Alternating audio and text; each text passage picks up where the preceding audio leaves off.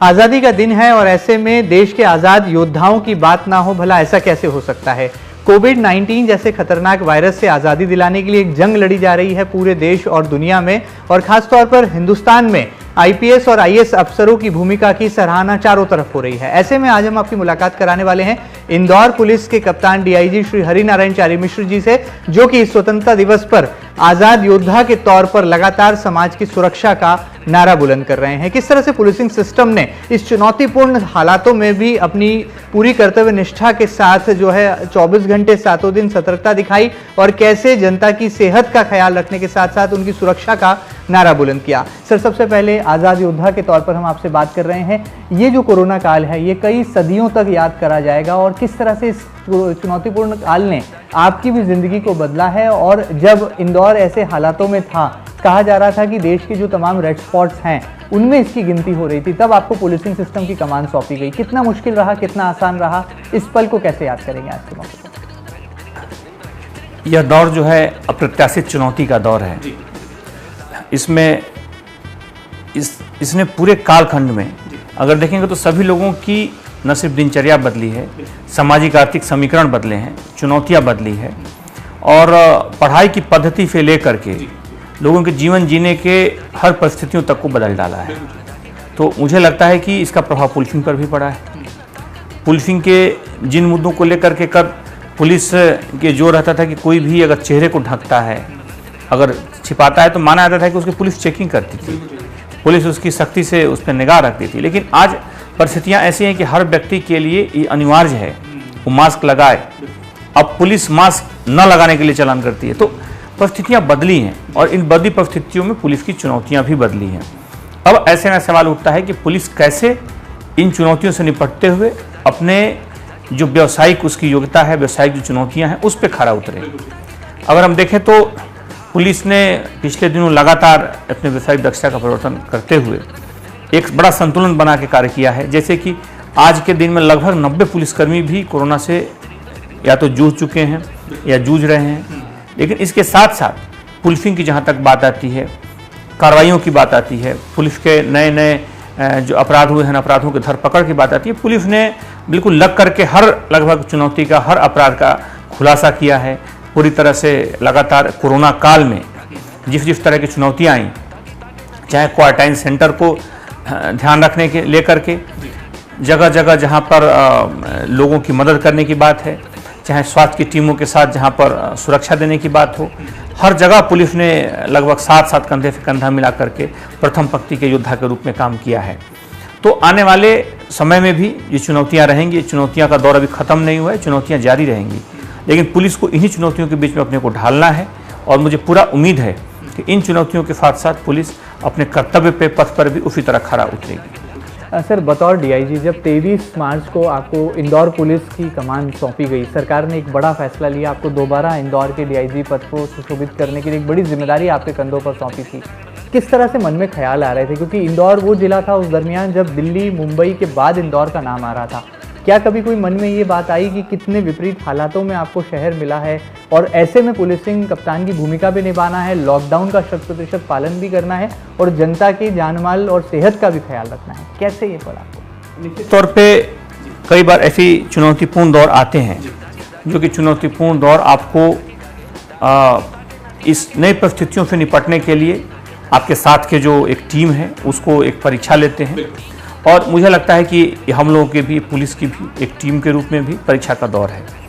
और अगर आप बिल्कुल सही बोल रहे हैं, शुरुआती दिनों में ये दिल्ली, मुंबई दिल्ली के बाद काफ़ी ऊंचे स्थान पे था, काफ़ी बड़ी संख्या में इस तरह के संक्रमण फैलने का दौर था। लेकिन आज हम कह सकते हैं कि आज लगभग 40 से नीचे आ गया है, काफ़ी तेज़ी से सुधार हुआ है। और इसमें सबसे बड़ा अगर रोल किसी का जाता है तो यहाँ की जनता का जाता है, यहाँ के लोगों के जागरूकता का जाता है, जिन्होंने बड़ी जागरूकता से लग करके इस समस्या की गंभीरता को समझते हुए जिस तरीके से कार्य किया है, वो इसके पीछे महत्वपूर्ण कारण है। तो मेरा मानना है कि इस नई परिस्थितियों में सभी लोगों ने पुलिस का साथ दिया, पुलिस के साथ कंधे से कंधा मिलाकर काम किया, और अंततः इन बदली परिस्थितियों में पुलिस ने एक बेहतर कार्य किया। इन चुनौती को निपटने में, इस चुनौती से, चाहे जैसे कि हम कुछ चीज़ों का अगर जिक्र करें, जैसे कि बीच में जो अलग अलग कंटेनमेंट जोन्स बनाए गए थे, कंटेनमेंट जोन्स को जिस तरीके से बनाया गया, वहाँ जिस तरह से लागू किया गया, जिस तरह से तकनीक का प्रयोग किया गया, जैसे कि ड्रोन कैमरों का इस्तेमाल किया गया, जहाँ पर सीसीटीवी की एक पूरी कंट्रोल रूम खड़ी कर दी गई जिस पे पल पल की नज़र रखी जा रही थी, लाउड हेलर्स का जिस तरह से इस्तेमाल किया गया हर संवेदनशील इलाके में, पुलिस के वाहनों से जिस तरह से जागरूकता बढ़ाई गई, तो एक पूरा जो माहौल बना, लोगों में जो जागरूकता आई, उसमें पुलिस ने भी अपने छोर पर जितना संभव हो सकता था किया। तो मुझे लगता है कि एक संयुक्त टीम के रूप में एक बेहतर समन्वय के साथ कार्य करने से, जिसमें स्वास्थ्य की टीम थी, जिसमें नगर निगम की टीम थी, जिसमें प्रशासकीय टीम थी, सभी लोगों ने मिल करके शायद काम किया और मुझे लगता है कि उस सबका एक प्रतिफल रहा कि इंदौर एक इस परिस्थितियों में उस मनस्थिति से बाहर निकला, अभी एक बेहतर सुधार के दौर में है और हमें उम्मीद है कि आने वाले दिनों में हम बिल्कुल स्वस्थ और बिल्कुल बेहतर ढंग से दूसरे लोगों के लिए एक प्रेरणा स्रोत के रूप में आगे बढ़ेंगे, हमारा पूरा शहर।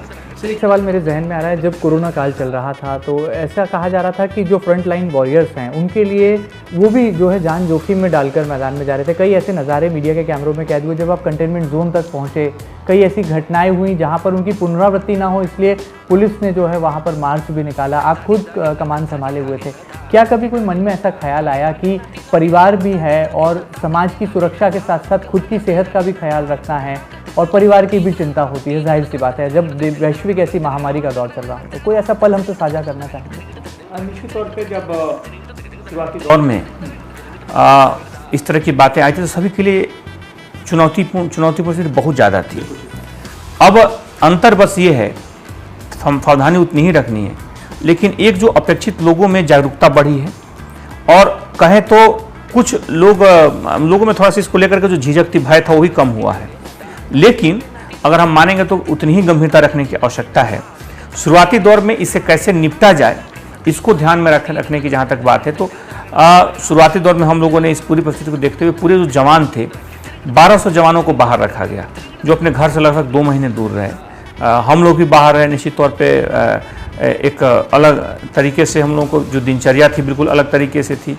लगातार आपको घूमना है, लोगों को लगातार मैसेज करना है, अगर कोई नहीं मानता है तो कहीं ज़रूरत हो तो वैधानिक कार्रवाई भी करनी पड़ेगी तो करना है।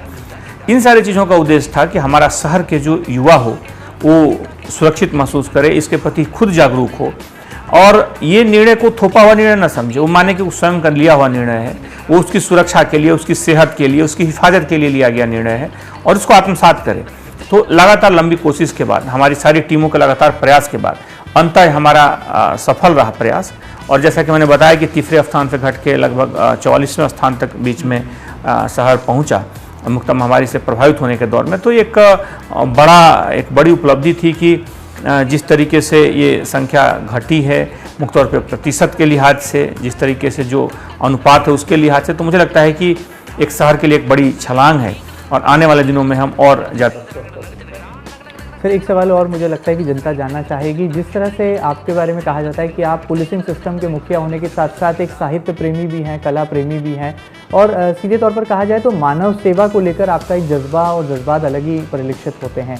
आपका एक डाइट प्लान मुझे ध्यान आता है जो आपने पुलिसकर्मियों के लिए, पुलिस अफसरों के लिए, जवानों के लिए तैयार किया था और वो देश और दुनिया में जो है उसके बाद विटामिन सी की मात्रा बढ़ाई जाए, कैसे कोविड-19 के खिलाफ जंग लड़ना है, शरीर को जो है तंदुरुस्त बनाना है, ये कैसे मन में ख्याल आया, रिसर्च कैसे की और कब लगा कि पुलिस जवानों की सेहत का भी ख्याल कप्तान यदि रखता है तो टीम का मोटिवेशन लेवल भी हाई होता है? कई बार सोचने पर बाध्य करती हैं कि समस्या का निदान कैसे निकले। उन परिस्थितियों में हर विपरीत परिस्थिति आपको 2 तरीके से प्रभावित करती है, या तो परिस्थितियों से आप हार मान लेते हैं या फिर परिस्थितियों को चुनौती के रूप में कुछ नया रास्ता ढूंढने की कोशिश करते हैं।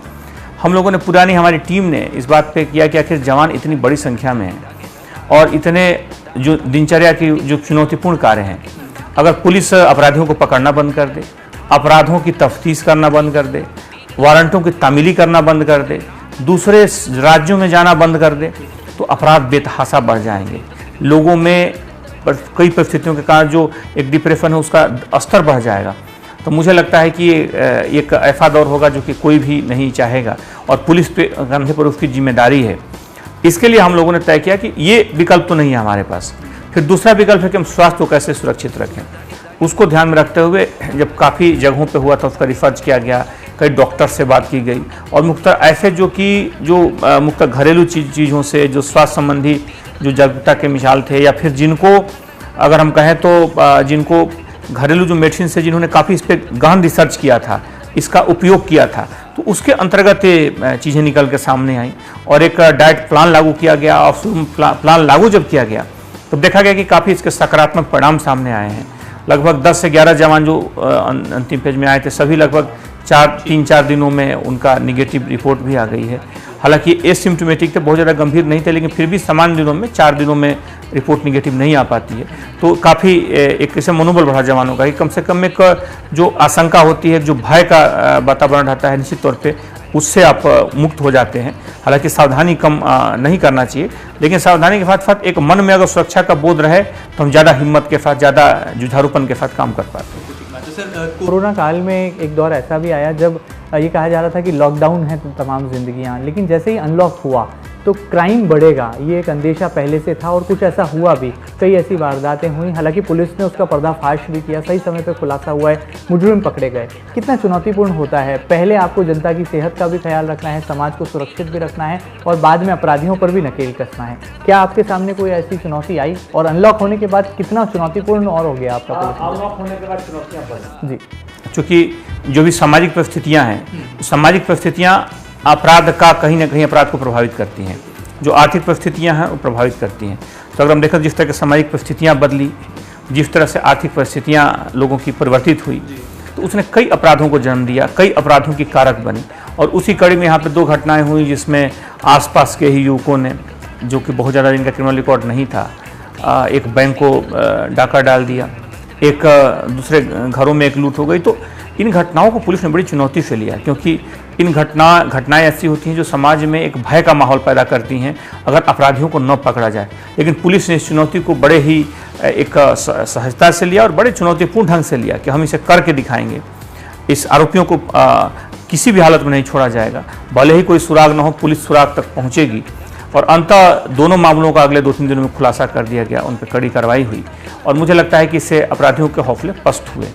तो पुलिस जो है एक चुनौतीपूर्ण ढंग से, एक मजबूती से लगातार अपराधों के दमन के लिए, अपराधियों के विरुद्ध सख्त कदम के लिए लगातार प्रतिबद्ध है। और इस मामले में देखेंगे जो भी अपराध हुए हैं, अगले कुछ घंटों में, अगले 1-2 दिनों में हर हालत में उन अपराधों का समन हुआ है, उन अपराधों पर लगाम लगी है। पुलिसिंग सिस्टम के मुखिया होने के साथ साथ, DIG पुलिस कप्तान होने के साथ साथ आप एक अच्छे इंसान भी हैं और जब भी कब चुनौतीपूर्ण और हालात होते हैं, विपरीत परिस्थितियां होती हैं, तो परिवार का सहयोग बहुत महत्वपूर्ण भूमिका निभाता है। ये जो कोरोना काल था, मन में भय होगा, परिवार को भी भय होगा कि आप फ्रंट लाइन वॉरियर के तौर पर मैदान में हैं, लगातार कंटेनमेंट एरियाज में जा रहे हैं, शहर भर में कोविड-19 के खिलाफ एक खौफ है। ऐसे में परिवार का कितना सहयोग आपको मिला आपके चुनौतीपूर्ण समय में जिंदगी के? निश्चित तौर पर परिवार का बहुत सहयोग मिला।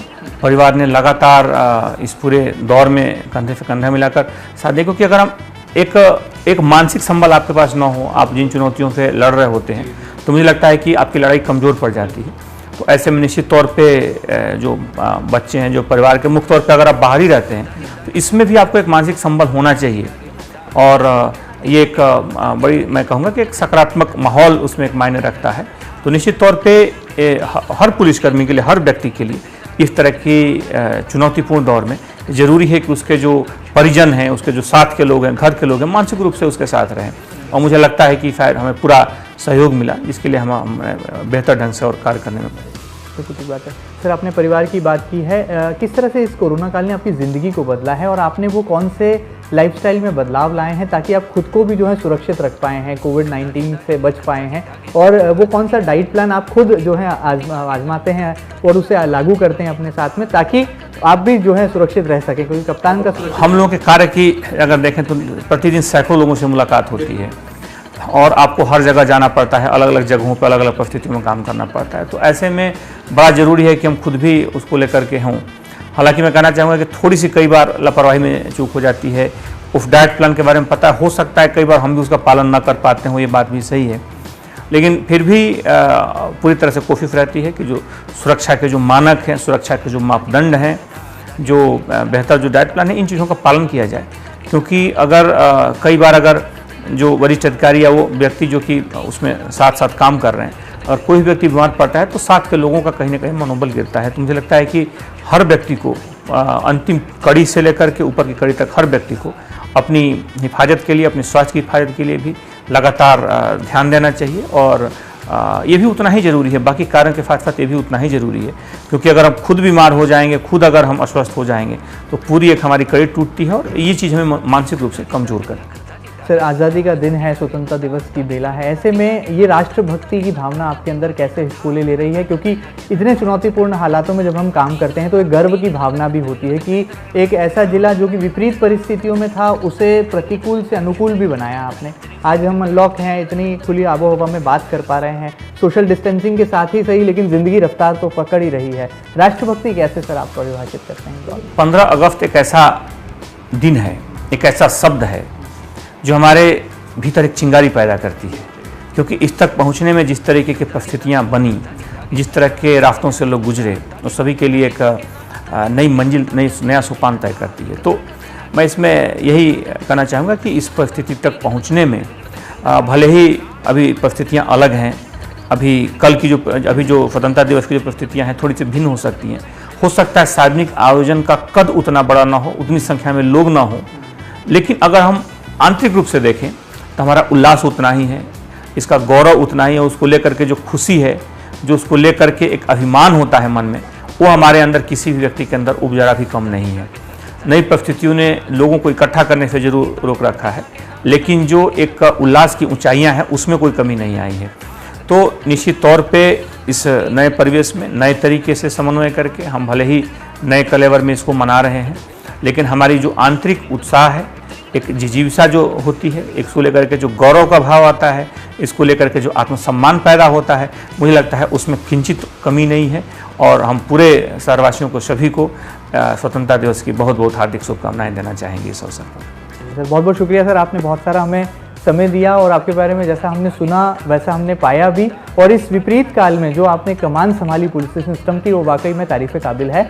आज आज़ादी के इस पावन मौके पर एमपी न्यूज़ की पूरी एडिटोरियल टीम भी इंदौर के डीआईजी सम्मानीय श्री हरिनारायण चारी मिश्रा जी को सच्चा सलाम करती है, रियल सैल्यूट करती है, और कैसे सामाजिक दायरे में रहकर अपने कर्तव्य निष्ठा की भावना के साथ बिना डरे निडर होकर के एक दबंग और सिंघम अफसर की भूमिका लगातार निभा रहे हैं। और उम्मीद की जा सकती है कि इस कोरोना काल ने न केवल आपकी और हमारी जिंदगी को बदला है, बल्कि पूरी की पूरी दुनिया को एक नई दिशा भी दी है और हमें जीवन की सच्चाई से वाकिफ भी कराया है। उम्मीद है कि आगे भी हमारी खाकी, हमारा पुलिसिंग सिस्टम इसी तरह से काम करेगा ताकि 24 घंटे 7 दिन आप और हम सुरक्षित रह पाएं। सर, आज के मौके पर आपने हमें खास समय दिया, इसके लिए बहुत बहुत शुक्रिया अदा करते हैं। एमपी न्यूज़ पर लगातार बने रहें, ताज़ा तरीन खबरों के लिए फिलहाल दीजिए इजाजत। नमस्कार।